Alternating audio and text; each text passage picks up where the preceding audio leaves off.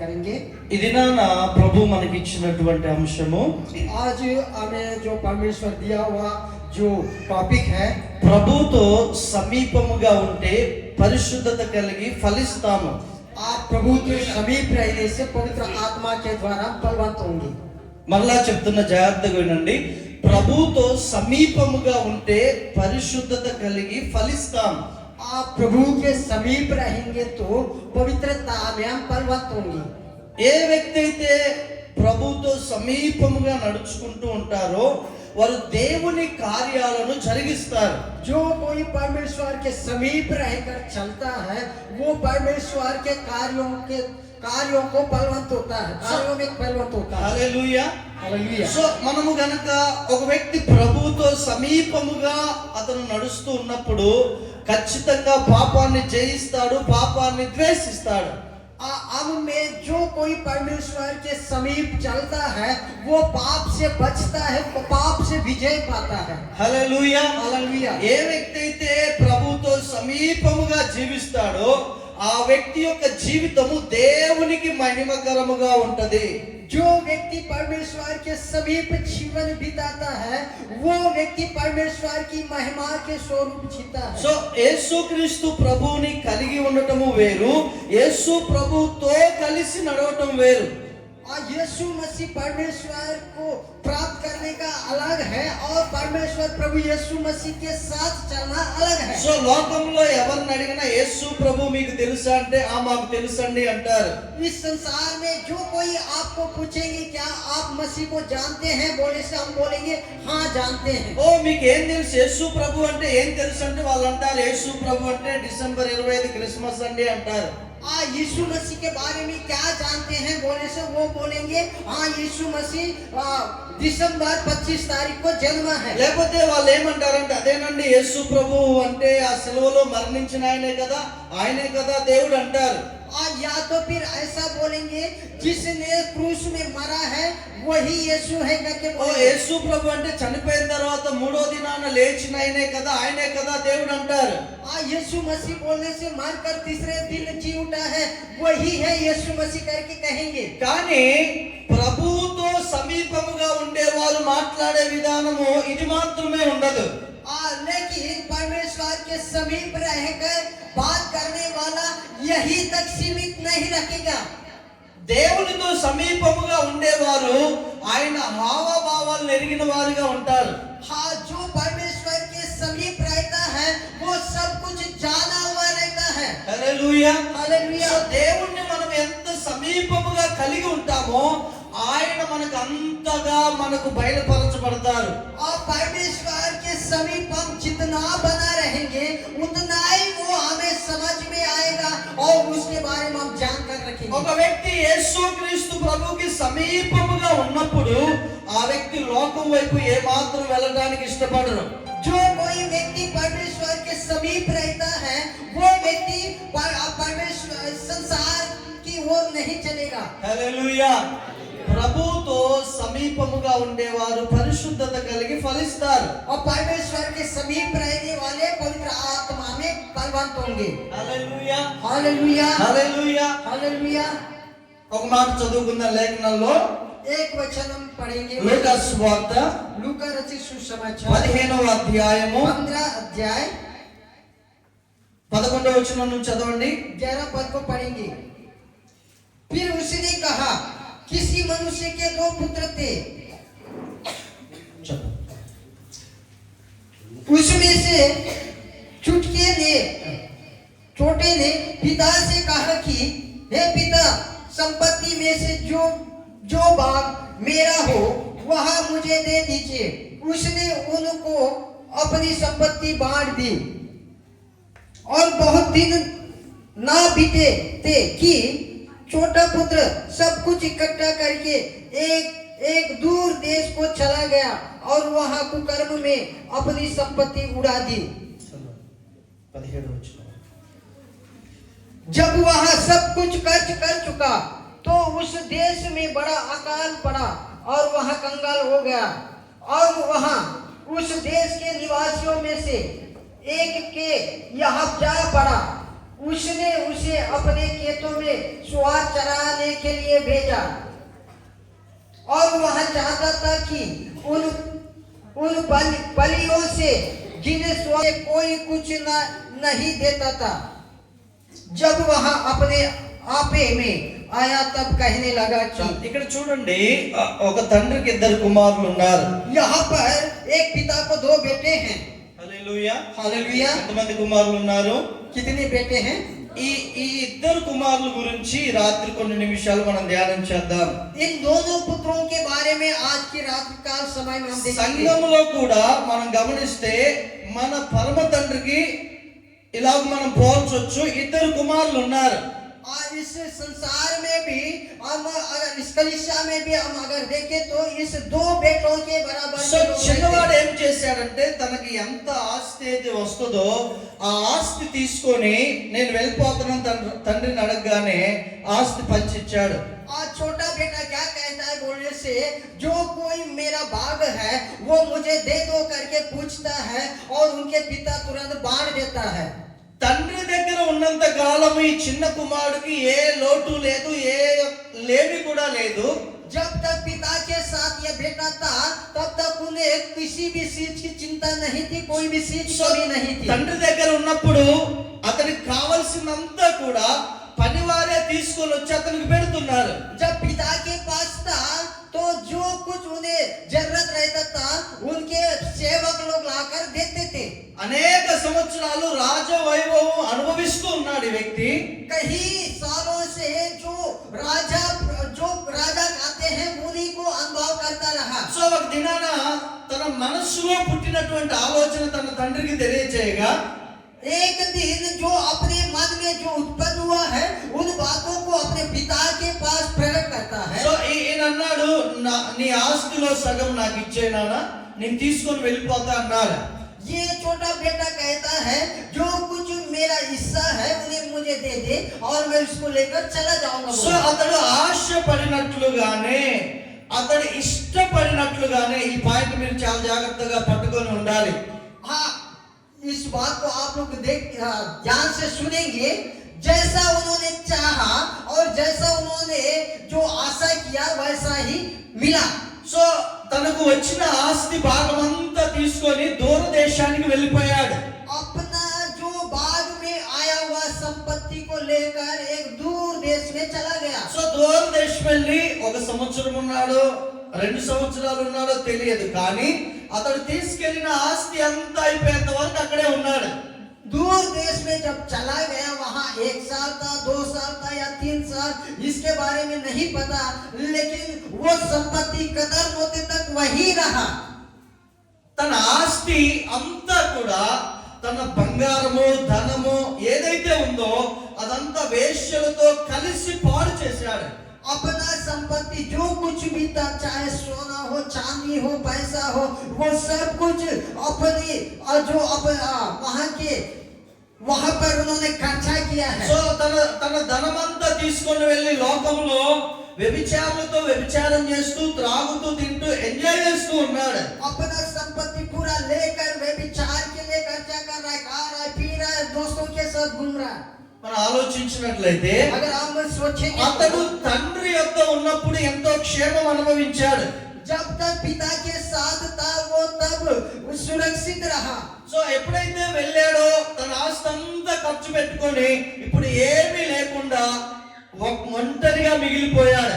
जब उन्होंने वहां से चला गया और अपना संपत्ति पूरा खर्चा किया और तब वो अकेला बच సో गया। తన దగ్గర డబ్బు ఉన్నప్పుడు బిర్యానీ తిన్నాడు, తన దగ్గర డబ్బు ఉన్నప్పుడు పన్నీర్ తిన్నాడు, తన దగ్గర డబ్బు ఉన్నప్పుడు ఏది కావాలంటే అది కొనుక్కొని తిన్నాడు.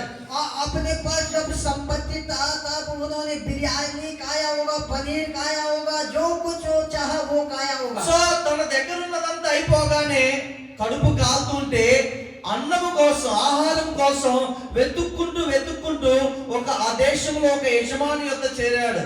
और जब वो संपत्ति खत्म हुआ तब अपने पेट के लिए वो ढूंढते एक मालिक के पास चला गया। సో ఎప్పుడైతే అక్కడ చేరాడో అతనికి కొంత జీతము కొంత ఆహారమే ఇస్తున్నాడు. वहां पर जब गया तब उन्हें थोड़ा सा पैसा और थोड़ा सा खाना दे సో रहे అది थे। సరిపోక అతను ఏం ఆలోచించాడంటే పందులు తినే పొట్టుతో ఆహారంతో తన కడుపు నింపుకోవాలని ఆశపడ్డాడు, కానీ అది కూడా దొరకలేదు. और जब वो वहां पर रहते हुए उसका पेट नहीं भरा तो उन्होंने क्या आशा किया बोलने से, सुअर जो भूसा खाता है उसको भी मैं खाऊंगा करके उन्होंने आशा किया, लेकिन वो भी नहीं मिला है। సో ఆ పరిస్థితిలో తన మొదటి జీవితం, తన మొదటి యొక్క పరిస్థితి, తన తండ్రి దగ్గర ఉన్నటువంటి ఆ వైభవం అంతా గుర్తొస్తుంది.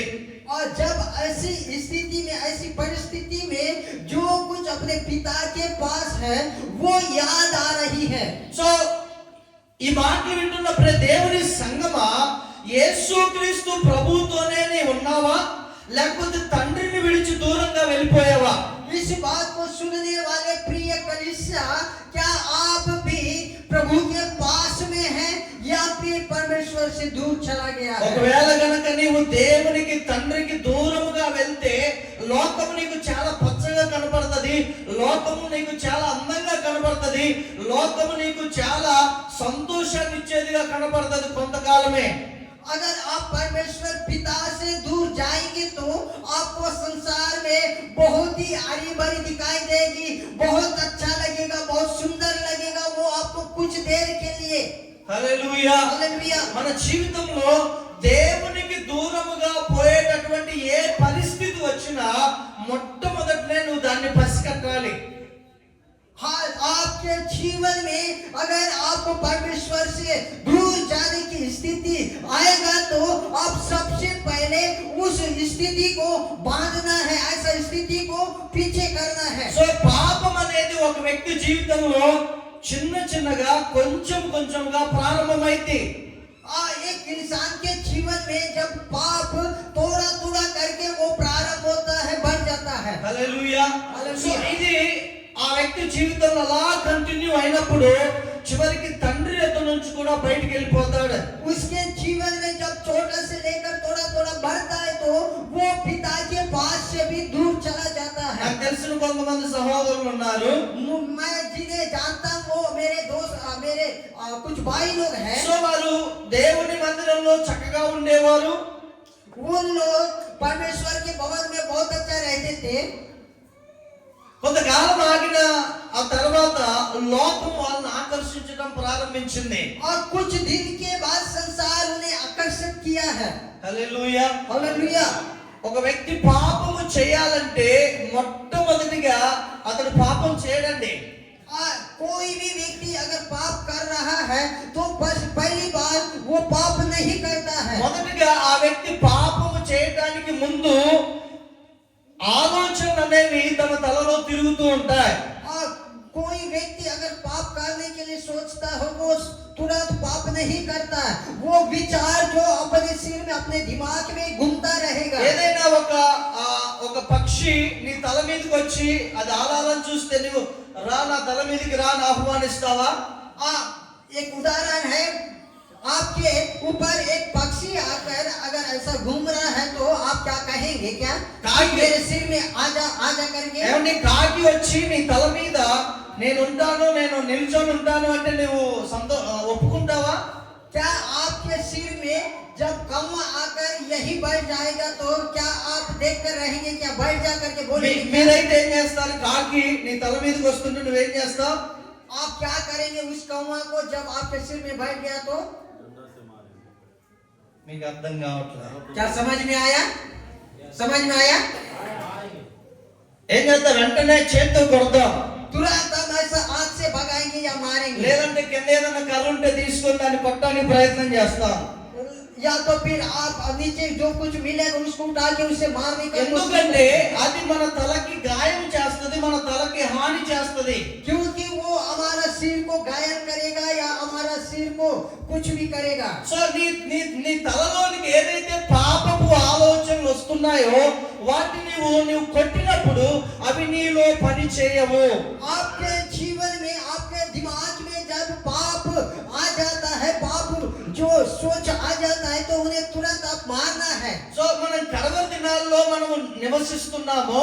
हम अंतिम दिनों में प्रवेश किया है और जीवन बिता रहे हैं। నీవు దేవునికి సమీపముగా ఉండకుండా ఏ పాపమైతే నిన్ను బలవంతం చేస్తుందో, ఏ పాపమైతే నిన్ను దేవుడి నుంచి దూరంగా తీసుకెళ్తుందో దాన్ని విడిచిపెట్టి నువ్వు దేవుని దగ్గరికి రావాలి.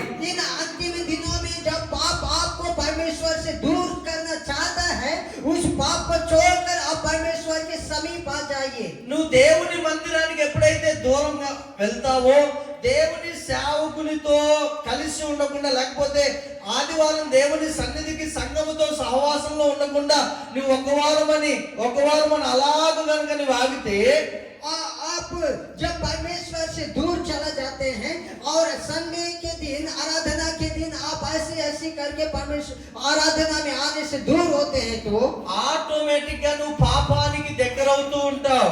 ऑटोमेटिक आप पाप के समीप जा रहे हैं. సో నువ్వు పాపానికి దగ్గర కాకుండా ఉండాలి అని అంటే నువ్వు దేవునికి దగ్గరగా ఉండాలి. अगर आप पाप से दूर रहना है तो आप परमेश्वर के समीप, उसके पास रहिए. హల్లెలూయా. हालेलुया. యెషయా గ్రంథంలో ఒక మాట రాయబడింది. यशायाह पुस्तक में एक बात इस प्रकार लिखा మీ है, పాపములు మీకును నాకును మధ్య అడ్డుగోడగా ఉన్నాయంటున్నాడు ప్రభు. आप एक పాप है, आप और मेरे बीच में बीच वायु बनकर एक दीवार बना हुआ है. సో మీకు నాకు అడ్డుగా పాపం ఉంది అంటున్నారు. आप और मेरे बीच में एक दीवार है करके बताता है. 66వ కీర్తనలో ఉన్న దేవుడు ఏమండి, నీ హృదయంలో పాపమును లక్ష్యము చేస్తే ఆయన నీ మనవి వినడు అంటాడు. भजन संहिता 67 अध्याय में कहता है, आप अगर पाप करेंगे तो परमेश्वर आपकी प्रार्थना को नहीं सुनेगा. హల్లెలూయా. हालेलुया. చిన్న కుమారుడు దేవుని యొద్ద ఉన్నప్పుడు ఏ కొదువ లేదు. छोटा बेटा जब पिता के पास था तो उन्हें कुछ भी गति नहीं थी. సో మనము కూడా, మీరు కూడా దేవునికి దగ్గరగా ఉన్నప్పుడు, దేవుణ్ణి సంతోషపెట్టే జీవితం కలిగి ఉన్నప్పుడు మనము దేవుని ద్వారా ఎన్నో కార్యాలు పొందుకున్నాం. हम में से हर एक जो परमेश्वर के समीप जब हम रहेंगे तो परमेश्वर की कई अद्भुत कार्यों को देख पाएंगे. సో దేవునికి దగ్గరగా ఉండి ఆయనకు సంతోషకరంగా ఉండి ప్రార్థన చేస్తే ప్రతి ప్రార్థనకు నీవు జవాబు పొందుకున్నావు. परमेश्वर के पास में रहकर उसके इच्छाओं के अनुसार अगर हम प्रार्थना करेंगे तो हर प्रार्थना का जवाब पाएंगे. సో నీ హృదయంలో పాపమును లక్ష్యం చేస్తూ, అంటే పాపాన్ని ఇష్టపడుతూ నీ వెళ్ళి దేవునికి ప్రార్థన చేస్తే ఆ ప్రార్థన దేవుని సన్నిధికి చేరదు.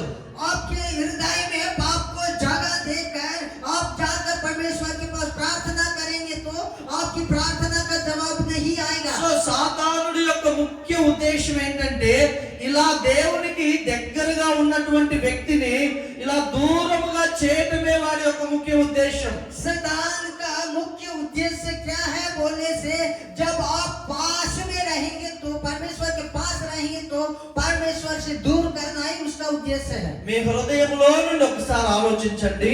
आपके मन में एक बार सोचिए, నువ్వు దేవునికి సమీపముగా ఉన్నావా? क्या आप परमेश्वर के पास में हैं? ఆయనకి సమీపంగా దగ్గరగా ఉన్నావా? क्या उसके पास हो? నీ హృదయంలో నుంచి ఆలోచించండి. आपके मन के द्वारा सोचिए, నిన్ను బట్టి ప్రభు సంతోషంగా ఉన్నారా? क्या आपको लेकर परमेश्वर खुश है? లేదా యేసు ప్రభు నీ విషయమై సంతోషిస్తున్నాడనే ఒక ఆనందం నీ హృదయంలో ఉందా? क्या आपको लेकर परमेश्वर खुश है कि नहीं है करके क्या आपके मन में ऐसा सोच रहे हो? ఒకవేళ నీ హృదయంలో సమాధానం లేదు, నీ హృదయంలో నెమ్మది లేదు దేవుని విషయాల్లో, అంటే నువ్వు ఎక్కడో తప్పిపోయావు. अगर आपका दिल में, आपके मन में अगर खुशी नहीं है परमेश्वर को लेकर, एक अच्छा विचार नहीं है, तो कहीं ना कहीं आप परमेश्वर से నీ बने हुए हैं. హృదయంలో దేవునికి దూరముగా ఆ యొక్క గ్యాప్ ఉన్నంత కాలము నీ మనస్సు నెమ్మదిగా ఉండదు. परमेश्वर से जब तक आप बहुत दूर रहेंगे तब तक आपके जीवन में जो खुशियां नहीं रहेंगी. సో నువ్వు దేవుని గురించి ఆలోచిస్తావు, దేవుని గురించి పాడతావు, దేవుని గురించి వింటావు, కానీ దేవునికి నీ హృదయం దూరంగా ఉంది. आप परमेश्वर के बारे में सोचते हैं, परमेश्वर के लिए गाते हैं, लेकिन आप परमेश्वर से दूर हैं। దేవునికి నువ్వు సమీపముగా ఉన్నావు అనడానికి ఒకే ఒక సిగ్నల్ ఏంటంటే నీ హృదయం ఎల్లప్పుడూ ఆనందంగా అది ఉప్పొంగుతూ ఉంటది. आप परमेश्वर के पास है करके इसका जो आप इसका जो उद्देश्य क्या है बोलने से आप हर समय खुशी में रहेंगे। ఒకసారి చప్పట్లు కొట్టి ప్రభువుని కనపరుద్దాం. एक बार ताली बजाकर परमेश्वर की హల్లెలూయా హల్లెలూయా. ఈరోజు మీతోనే ప్రభు మాట్లాడుతున్నాడు. आप आज रात का समय में आपसे परमेश्वर बातें कर रहे हैं। నీతోటే ప్రభు మాట్లాడుతున్నారు. परमेश्वर आपसे ही बात कर रहे हैं। నీ హృదయం దేవుని నుండి దూరంగా వెళ్ళిపోయినట్లయితే, आपका मन परमेश्वर से दूर गया तो కుమారుడు తండ్రి నుంచి దూరం అంతా పోగొట్టుకున్నాడు. आप पिता से अलग होकर एक बेटा अपना सब कुछ खो दिया है। సాతానుడు అక్కడ పొంచి ఉంటాడు. वहां पर शैतान एक ताकते रहते हैं। సో దేవుని నుంచి అలా కొద్ది కొద్దిగా అలాగ దూరం చేస్తాను నిన్ను. आप परमेश्वर से थोड़ा करके आपको दूर ले जाएगा। సో దేవునికి ఇక నువ్వు చెయ్యి చాపితే అందుకోలేని ఆ దూరానికి నిన్ను తీసుకెళ్ళినాక, आप परमेश्वर से जब इतना आग बढ़ाएंगे तो नहीं पहुंचने जितना आपको दूर ले जाएगा। సో అక్కడ నిన్ను బాధించడం ప్రారంభిస్తాడు. वहां पर आपको पटकने का प्रारंभ करता है। నీవు ఇక చెయ్యి చాపితే దేవుడు అందడు అన్న స్థలంలో నిన్ను తీసుకెళ్ళి, ऐसा आग फैलाने से परमेश्वर नहीं पहुंचेगा करके उतना दूर ले जाकर సో అక్కడ నిన్ను కొట్టడం ప్రారంభిస్తాడు. वहां पर आपको मारना चालू करेगा। నీ హృదయంలో సంతోషం ఉండదప్పుడు. आपके दिल में खुशियां नहीं रहेंगे। ఓ నీకు నీ చుట్టూ అందరూ ఉంటాడు కానీ నువ్వు ఒంటరి వ్యక్తిగా ఫీల్ అవుతూ ఉంటావు. आपके चारों ओर लोग रहेंगे लेकिन आपको क्या लगेगा बोलने से मैं अकेला हूं करके लगेगा। ఎందుకు అంటే నువ్వు దేవునితో సమాధానాన్ని కోల్పోయావు. क्यों बोलने से परमेश्वर का मेल को खो दिया है। Hallelujah hallelujah hallelujah. హల్లెలూయా. ఆయన పందులు తినే పట్టు కూడా ఆశిస్తున్నాడు కానీ అది కూడా అతనికి దొరకట్లే. वो बेटा ने जो सुअर खाने वाला भूसा खाऊंगा करके सोच रहा है लेकिन वो भी नहीं मिल रहा है। అక్కడ ఆయన తండ్రిని జ్ఞాపకం చేసుకుంటున్నాడు. तब वहां से पिता को स्मरण कर रहा ఆయన है। ఏమంటున్నాడో తెలుసా? वो क्या बोल रहा है पता నా है? తండ్రి ఇంట అనేక మంది పనివాళ్ళు ఉన్నారు. मेरे पिता के घर में बहुत सारे काम करने वाले हैं। వారు అంతా సమృద్ధి కలిగి ఉన్నారు. वो सब लोग पेट भर खा रहे हैं। కానీ నేనైతే ఇక్కడ ఆకలికి చచ్చిపోతున్నాను. मैं तो यहाँ पर भूखा मर रहा हूँ। నేను ఎట్లాగైనా తండ్రి యొద్దకు వెళ్తాను. मैं कैसे भी करके मेरे पिता के पास जाऊंगा। తండ్రి నీకును పరలోకానికి విరోధంగా పాపం చేశానంటాను. और आप और परमेश्वर के विरोध में मैंने पाप किया करके कहता है। సో ఎలాగైనా నా తండ్రి నన్ను చేర్చుకునే దాకా నేను పశ్చాత్తాపడతాను. जब तक पिता मुझे ग्रहण नहीं करेगा तब तक मैं पश्चाताप करूंगा बोलता है। ఎప్పుడైతే ఈ ఆలోచన తన మనసులో వచ్చిందో, जब ये आलोचना उसके मन में आया, ఆలస్యము కాకుండా తండ్రి యొద్దకు పరిగెడుతున్నాడు. वो बिना लेट किए वो दौड़कर पिता के पास गया। మొదటగానేమో ఈ ఆస్తి అంతా తీసుకొని నేను లోకంలో ఎంజాయ్ చేయాలన్నట్టుగా ఆలోచన రాగానే ఆస్తి అంతా తీసుకొని తండ్రి నుంచి దూరంగా వెళ్ళిపోయాడు.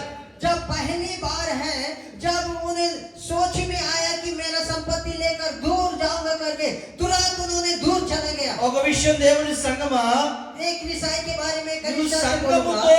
సంఘముతో సేవకులతో ప్రతి ఆరాధనలో నువ్వు ఏకీభవించి సహవాసం చేసే వ్యక్తివైతే దేవుని యొక్క సమృద్ధిని నువ్వు అనుభవిస్తావు. देखिए आप परमेश्वर के दास के साथ कलीसिया के साथ मिलकर उसकी और हम सब मिलकर परमेश्वर की आराधना करेंगे तो నువ్వు దేవుని యొక్క సమృద్ధిని అనుభవిస్తావు. परमेश्वर की उपस्थिति को आप प्राप्त करेंगे। సంఘముతో సేవకునితో నువ్వు దూరంగా బయటగా ఉండి ఏదో నెలకొకసారి 2 నెలలకు ఒకసారి వచ్చే వ్యక్తివైతే నువ్వు ఖచ్చితంగా సాతాను చేత పట్టబడి బాధింపబడతావు. और कलीसिया के साथ और आपके दास के साथ आप दूर रहेंगे, महीना में 2 महीना में एक बार आएंगे तो ऐसा करेंगे तो शैतान के द्वारा आप पकड़ा गया है। సో ఎబ్రీయులకు రాసిన పత్రిక 10వ అధ్యాయం 24వ వచనంలో फिलिपियों की पत्री 10 का హెబ్రీ इब्रियों की पत्री में 10వ అధ్యాయం 24వ వచనంలో 10 का 14 पद में और అక్కడ 24 पद ఉన్నది, में దేవుని రాకడ సమీపించే కొలది మీరు ఎక్కువగా సంఘముగా కూడుకోవాలని దేవుని వాక్యం సెలవిస్తుంది. वहां पर इस प्रकार बताता है, सब परमेश्वर का जो राज, उसकी राज्य के समीप में आप सब लोग इकट्ठा होना है. కొందరు మానుకొనుచున్నట్లుగా సమాజముగా కూడుట మానుకోవద్దని దేవుడు హెచ్చరిస్తున్నారు. परमेश्वर बताता है सबके समान तुम भी హల్లెలూయా, से ना रुको करके बताता है. హల్లెలూయా. హల్లెలూయా. సో మీరు సమాజముగా దేవుని సన్నిధిలో కూడుకున్నప్పుడు మీరు దేవుని యొక్క ఆశీర్వాదాలు పొందుకుంటారు. आप एक कलीसिया में एक मंडली इकट्ठा होंगे तो परमेश्वर का उपस्थिति आपके बीच में సో आएगा. ఎప్పుడైతే ఈ కుమారుడు తండ్రి యొద్దకు వచ్చాడో, जब ये बेटा पिता के पास आया, ఎప్పుడైతే కుమారుడు తండ్రి యొద్దకు వచ్చాడో, जब बेटा पिता के पास आया, తండ్రి ఏం చేశాడు తెలుసా? पिता क्या क्या किया पता है? ఫస్ట్ వాడి మురికి వస్త్రాలు తీయించేశాడు. पहली बात है उनका गंदे कपड़ा निकालवाया. ఈ మురికి వస్త్రాలు తీసేసి ఉంచాడు. इस जो ये पुराना कपड़ा निकाल दिया. తర్వాత తండ్రి ఏం చేశాడు తెలుసా? दूसरा बात है पिता क्या क्या पता है? ఒక ఉంగరం తొడిగించాడు. दूसरा बात है उन्होंने एक अंगूठी पहनाया. మూడోదిగా తండ్రి ఏం చేశాడు తెలుసా? तीसरी बात क्या किया पता है? కొత్త చెప్పులు తొడిగించాడు. और नया चप्पल पहनाया. తండ్రి ఎంత ప్రేమ కలిగిన వాడంటే, पिता कितना प्रेम करता है बोलने से కుమారుడు వెళ్ళిపోగానే बेटा जाने के तुरंत జాగ్రత్తగా వినండి, आप लोग ध्यान से सुनिए. తండ్రి వెళ్ళమని చెప్పలే. पिता जा करके नहीं बोला, కుమారుడే తనంతటిగా తాను వెళ్ళిపోయాడు. और बेटा ही अपने आप चला गया. కానీ తండ్రి ఎదురు చూస్తున్నాడు, ఈ కుమారుడు ఎప్పుడైనా వస్తాడు, నేను చేర్చుకుంటానని. और लेकिन यहाँ पर पिता उन्हें इंतजार कर रहा है, कब मेरा बेटा आएगा, उनको फिर से मैं बुलाऊंगा. నీవు దేవుని నుంచి ఇష్టపూర్వకంగా లోకాన్ని ప్రేమించి పాపాన్ని ప్రేమించి బలవంతంగా తండ్రి యొద్ద నుండి నువ్వు వెళ్ళిపోతే, आप परमेश्वर से अपनी इच्छा के अनुसार इस संसार में चला जाएंगे तो తండ్రి నీతో వెనక రాడు. आप पिता आपके पीछे पीछे नहीं आएगा. దేవుడు నీతో వెనక రాడు. और परमेश्वर आपके पीछे पीछे नहीं आएंगे. కానీ ఆయన నువ్వు వచ్చేంత వరకు నీ కొరకు చేతులు చాపి ఎదురు చూస్తాడు. लेकिन वो आप आते तक आपकी ओर अपना हाथ फैलाकर देखते रहता है. తండ్రికి ఉన్న మంచి మనసు ఏంటంటే, पिता का एक अच्छा जो हृदय क्या है बोले నా से, బిడ్డలు ఎప్పుడు నా యొద్దనే ఉండాలి. और मेरा बेटा हर समय मेरे पास ही रहना సో है. తండ్రి ప్రేమతో కౌగిలించుకున్నాడు. और पिता अपने प्रेम से उन्हें हाथ किया. మలిన వస్త్రాలు తీసివేసి పరిశుద్ధమైన వస్త్రాలు ధరింపచేశాడు. पुराने कपड़ा निकाल कर नया वस्त्र से पहनाया. నీతి వస్త్రాలు ధరింపచేశాడు. और एक नीति का वस्त्र उन्हें पहनाया. సో దేవుడి నుంచి దూరంగా, తండ్రి నుంచి దూరంగా పోయి ఏ అధికారాన్ని అయితే కోల్పోయాడో, और पिता से अलग होकर जिस अधिकार को उन्होंने खोया था, మరలా ఉంగరం పెట్టి, నా కుమారుడా, నా దగ్గర నీకు మరలా అధికారం ఉంది, ఆయన అధికారాన్ని ఇచ్చాడు. फिर से अंगूठी पहनाकर ये मेरे पुत्र ये तुम्हारा अधिकार है करके फिर से वो अधिकार दिया. సో మూడోదిగా చెప్పులు ధరింపచేశాడు. और तीसरी बात है जूता पहनवाया. ఎక్కడైతే దేవుని సమాధాన వాక్యం అనే ఆ వాక్యానికి దూరంగా వెళ్ళిపోయాడో, మరలా తండ్రి దగ్గర రాగానే మరలా వాక్య అనుభవంలో అతను పెంచబడినట్లుగా సమాధానపు జోళ్ళు మరలా అనుగ్రహించాడు. फिर से जब परमेश्वर का वचन रूपी जो उस वचन रूपी मेल मिलाप को दूर किया था, वो वचन रूपी मेल मिलाप अर्थात उस जूतों को पहनाया. ఒకవేళ నువ్వు దేవుడి నుంచి దూరంగా పోయి నీ జీవితాన్ని మలినం చేసుకుంటే, अगर आप भी परमेश्वर से दूर जाकर आप भी अपने आप को नष्ट करने తండ్రి से, ఎదురు చూస్తున్నాడు. మరలా నువ్వు ఆయన దగ్గరికి వస్తే హృదయపూర్వకంగా ఆయన తన పరిశుద్ధ వస్త్రాలు నీకు కప్పుతాడు. पिता फिर से आपको इंतजार कर रहा है, पवित्र वस्त्र से मैं उन्हें ओढ़वाऊंगा करके. ఒకవేళ నువ్వు దేవునికి దూరంగా పోయి దేవుని దగ్గర ఉన్న అధికారాన్ని పోగొట్టుకున్న వ్యక్తి అయితే, अगर आप परमेश्वर से दूर जाकर परमेश्वर दिया हुआ अधिकार को आपने खोया तो సో మీరు ఆలోచించండి, आप सोचेंगे సంఘముతో అంటుకట్టబడి సేవకుని మాట వింటూ ప్రతి వారము ప్రతి వార క్రమాల్లో తప్పకుండా ఉండేటటువంటి వ్యక్తి, जब आप आपके दास का बात सुनते हुए और अपना परमेश्वर का बात मानने वाले में से रहेंगे। సో తండ్రి దగ్గర ధైర్యంగా ఉంటాడు, ధైర్యంగా తిరుగుతాడు, ధైర్యంగా మాట్లాడతాడు, ధైర్యంగా సమాధానం చెప్తాడు. అంతా ఒక అధికారం కలిగిన వ్యక్తిగా నడుస్తూ ఉంటాడు. और पिता के सामने बिन डरे घूमेंगे, बिन डरे बैठेंगे, सब कुछ करेंगे और प्रश्न का जवाब देंगे। సో ఆత్మీయంగా పడిపోయిన వ్యక్తి, లోకంలో కలిసిపోయిన వ్యక్తి, ఆరాధనకు సంఘానికి దూరంగా ఉండి పాపములో ఉన్న వ్యక్తి, और कलीसिया में पवित्रता में गिरा हुआ व्यक्ति, पाप में गिरा हुआ व्यक्ति, पर कलीसिया से अलग किया हुआ व्यक्ति, वो తండ్రి దగ్గరికి నేరుగా రాలేడు. वो पिता के पास वो नहीं आ पाएगा। తలుపు సాటున ఉంటాడు, ఎక్కడో చర్చి బయట తలుపు సాటున ఉంటాడు. वो कहीं कोना में बैठेगा, या तो उधर पीछे कहीं कोना में बैठेगा, లేకపోతే पीछे छुपेगा। ఎక్కడో వెనక ఎవరి చాటున కూర్చుంటాడు. या तो फिर पीछे कहीं आड़ में बैठेगा। సేవకుడు చూడకుండా ఎక్కడో ఒక నలుగురు వెనక కూర్చొని తల కిందికి వేసుకొని ఉంటాడు.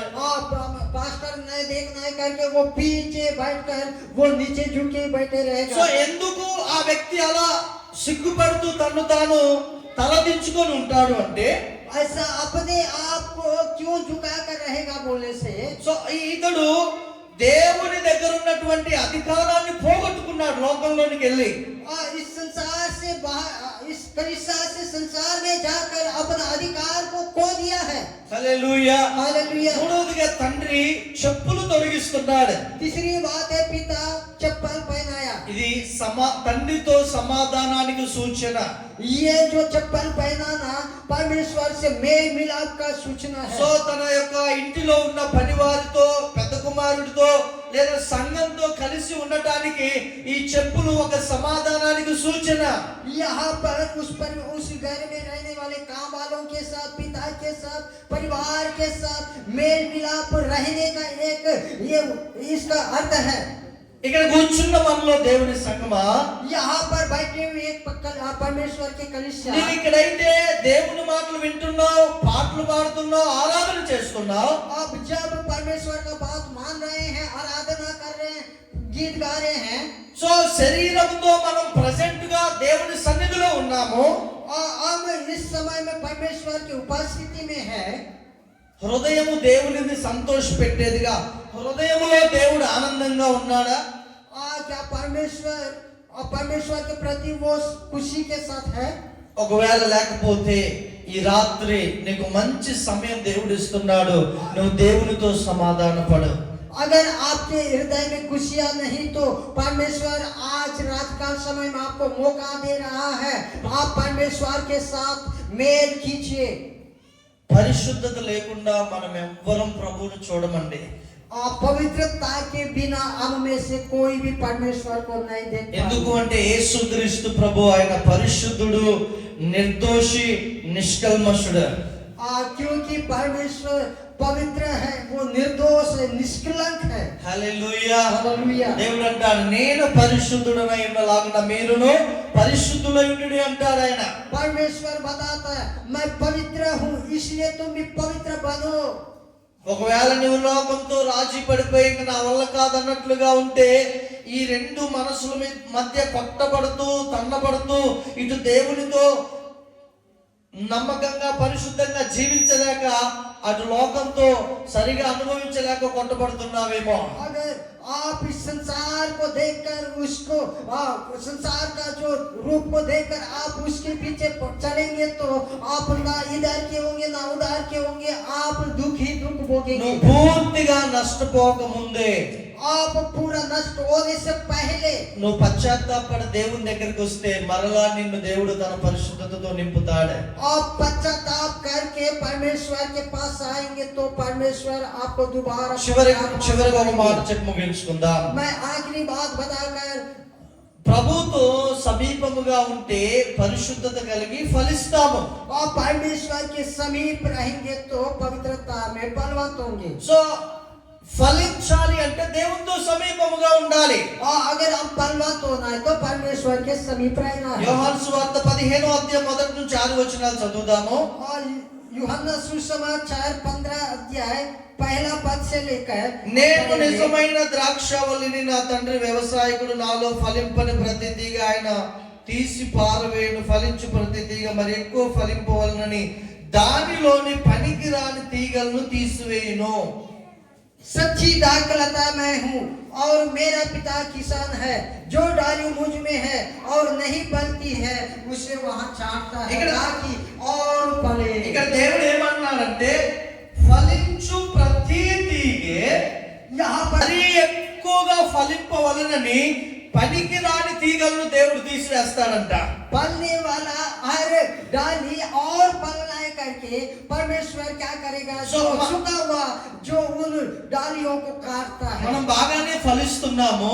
हम अच्छाई फलवंत हो रहे हैं। ఒకవేళ ఏదైనా ఒక తీగ చెడ్డది మొలిసింది అనుకోండి, देखिए एक जो पालतू जो पौधा उगा है तो నువ్వు బాగానే ఆత్మీయంగా ఉన్నావు, నువ్వు బాగానే పరిశుద్ధంగా ఉన్నావు, మంచిగా ఆరాధనలో ఉన్నావు, మంచి ఆత్మీయురాలుగా ఆత్మీయుడిగా ఉన్నావు. आप बहुत अच्छा पवित्रता में है, आप एक अच्छा विश्वास में है, आत्मिक रूप से आप बढ़ रहे हैं तो కానీ ఏదో ఒక చెడు తీగ నీలో మొలిసింది. आपके अंदर एक जो बिना काम का जो पौधा उगा है, అది ఒకవేళ సినిమాలు చూడటం కావచ్చు, चाहे वो फिल्म हो, లేకపోతే చెడు స్నేహితులతో కలిసి తిరిగే తీగ కావచ్చు, चाहे आप बुरे दोस्तों के साथ मिलकर घूमना हो, లేకపోతే ఇంకా గుట్కాలు తినడం, సిగరెట్లు తాగడం, రహస్యంగా ఇంకేదైనా పాపం చేసే తీగ కావచ్చు. चाहे आप गुटखा खाना, तंबाकू खाना या फिर आप जो रहस्य रूप से जो पाप करना। నేను ఒక రోజు మా విశ్వాసి ఇంటికి వెళ్ళాను. एक दिन एक हमारा विश्वासी घर में गया। వాళ్ళ ఆవిడ మంచి విశ్వాసురాలు, ఆయన అట్లా అప్పుడప్పుడు చర్చికి వస్తాడు, నామకార్థంగా ఉంటాడు. उनका पत्नी बहुत अच्छी विश्वासी है, लेकिन वो कभी कभी चर्च में आता था। वो సో వాళ్ళ ఇంటికి వెళ్ళగానే ఆయన చక్కగా కాళ్ళ మీద కాలు వేసుకొని मैं उनके घर में जाकर अपना पैर के ऊपर पैर डालकर बैठ गया। చుట్ట తాగుతున్నాడు చుట్ట. वो अपने पैर में पैर डालकर वो सिगरेट पी रहा था। సో నేను వెళ్ళగానే ఇలా చూశాడు, ఇలా తీసి ఇలా పడేశాడు. मुझे जैसा ही देखा वैसा उसको ऐसा निकाल कर फेंक दिया। నన్ను చూస్తే పడేయటం కాదు, मुझे देखकर फेंकना नहीं, సేవకుని చూస్తే పడేయటం కాదు, सेवक को देखकर फेंकना అదే नहीं। నీలో మొలవగానే దేవుని సన్నిధిలో ప్రార్థన చేసి దాన్ని వేర్లతో సహా పీకి పడేయాలి. जब आप परमेश्वर के सामने घुटना टेक के प्रार्थना करके उसको जड़ के साथ उखाड़कर फेंकना है। సో అప్పుడు నీవు బహుగా ఫలిస్తావు. तब आप परमेश्वर में बहुत बलवंत होंगे। సో నీలో ఫలించకుండా ఆగేటటువంటి తీగలు కొన్ని ఏదైతే ఉన్నాయో, నీవు దేవుని ప్రార్థన చేస్తే ఆయన వాటిని పీకి పడేస్తాడు. आप में जो कोई डाली नहीं पल रहा है, ऐसा जो पौधा को परमेश्वर खुद उन्हें जब आप प्रार्थना करेंगे तो उखाड़ कर फेंकेगा। చాలా మంది తల్లులు ఇంట్లో రాత్రి 8, 7, 8, 9 కాగా ప్రార్థన పని అయిపోయినాక తిని ప్రార్థన చేసుకోవటాల్సింది బదులు చక్కగా టీవీ పెట్టుకొని సినిమాలు చూస్తుంటారు. कहीं परिवारों में रात के 8 बजे 9 बजे प्रार्थना करने का छोड़कर वो टीवी चालू करके సో देखता रहे। ఆ సమయంలో నువ్వు దేవుణ్ణి ప్రార్థిస్తే దేవుడు నిన్ను బహుగా ఫలింప చేస్తాడు. उस समय में आप परमेश्वर से प्रार्थना करेंगे तो परमेश्वर आपको बहुत बलवंत సో बनाएगा। యవనస్తులైతే చక్కగా రాత్రి 12, 1 గంట అయినా మొబైల్ చూస్తూ ఉంటారు. और जवान लोग तो रात के 10 बजे 11, 12 बजे నేను तक చెప్తున్నాను, मोबाइल देखते रहते हैं। ఏదైనా ఒక చిన్న వీడియో నీ యొక్క మనసు మీద దాడి చేసి నిన్ను లోపరుచుకోదా? क्या इस मोबाइल में से कोई भी एक छोटा सा वीडियो आपको अपने अधीन खींचकर आपको पाप में नहीं गिराएगा? దావీదు అంత పరిశుద్ధుడు, అంత ఆరాధకుడు, యుద్ధ వీరుడు, ఒక సాయంకాలం మేడ మీద నడుస్తూ ఒకే ఒక సంఘటన చూశాడు. दाऊद एक अच्छा पवित्र व्यक्ति है, परमेश्वर का आराधक है, लेकिन वो अपने बिल्डिंग के ऊपर में चल रहा था, चलते हुए छोटा चीज को देखा। చాలా ఫలిస్తూ అభివృద్ధి చెందుతున్నటువంటి దావీదు ఒకే ఒక సంఘటన చూశాడు. और बहुत बलवंत होने वाला दाऊद एक संगठन एक ही उस चीज को देखा है। అప్పటి వరకు ఏ లోపము లేనటువంటి దావీదు तब तक किसी भी कि पाप नहीं था दाऊद के अंदर, ఎప్పుడైతే అది చూశాడో जब उन्होंने उसको देखा, ఆ స్త్రీని పిలిపించుకొని పాపం చేశాడు. उस स्त्री को बुलाकर उन्होंने पाप సో किया సో అపవాదికి విరోధికి అవకాశం ఇచ్చాడు. और शैतान के विरोध में एक शैतान को जगह दिया సో है। నీవు ఎంత విలువైన కాస్ట్లీ మొబైల్ కొన్నా, आप कितना भी कीमती वाला मोबाइल क्यों ना हो, ఇది నీవు నడిపించేదిగా ఉంటే ఓకే, లేకపోతే ఇది నడిపించేదిగా నీవు ఉంటే నీ జీవితం పతనం అయిపోయింది. और वो आपको चलाने के लायक है तो अच्छी बात है, लेकिन आप उसे चलाने वाला में रहने से आप समाप्त हो जाएंगे। హల్లెలూయా, हालेलुया, హల్లెలూయా. हालेलुया। సో ఇవి చూసే విషయంలో इसको देखने జాగ్రత్తగా ఉండాలి. इसको देखने के विषय में आप सावधान। సో ఈ 3 దినాల ఉపవాస ప్రార్థనలు చక్కగా విలువైన వాక్యాలు విని దేవుని అభిషేకాన్ని పొందుకొని 4వ దినం మీరు వెళ్ళిపోతారు ఇళ్ళకి.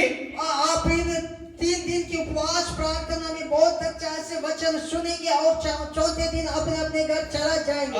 ఏదైనా ఒక మంచి ఆరాధన సాంగ్ తీద్దామని నువ్వు ఓపెన్ చేస్తావు. एक अच्छा आराधना गीत देखेंगे करके ओपन करेंगे, అది ఆరాధన కాస్త జోక్స్ కాస్త సినిమా కాస్త ఎక్కడికో వెళ్ళిపోయింది.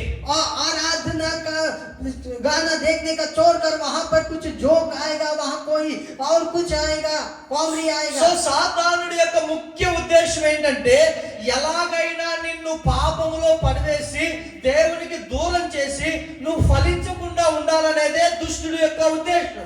शैतान का एक बड़ा उपाय, बड़ा योजना क्या है बोलने से, आप कैसा भी करके परमेश्वर से दूर होना ही करके आपको खींच कर नीचे సో गिराएगा। ప్రియ దేవుని సంగమా, प्रिय परमेश्वर की कलीसिया, దేవునితో నువ్వు కలిసి ఉన్నంత వరకు నువ్వు ఫలిస్తూనే ఉంటావు. परमेश्वर के साथ जब तक आप बने रहेंगे, मिले रहेंगे, तो आप फलवंत होते సో रहेंगे। యేసు ప్రభుతో కనుక నువ్వు కలిసి ఉండకుండా, ఆయనతో కలిసి సహవాసం చేయకుండా నువ్వు లోకంతో కలిసి ఉంటే నీ రక్షణను నువ్వు పోగొట్టుకునే అవకాశం ఉంది. और आप परमेश्वर से अगर मिला नहीं रहेंगे, उसके साथ नहीं रहेंगे, तो आपका जो उद्धार को खो देंगे। దావీదు ఏ విధంగానైతే ఒక సన్నివేశాన్ని చూసి పాపాన్ని చేసి తన కుటుంబానికి వంశానికి శాపాన్ని తెచ్చుకున్నాడో, दाऊद किस प्रकार उस घटना को देखा और उस घटना को देखकर पाप किया और अपने परिवार में नुकसान को लाया है। చాలా మంది యవన బిడ్డలు, యవన స్త్రీలు, యవన పురుషులు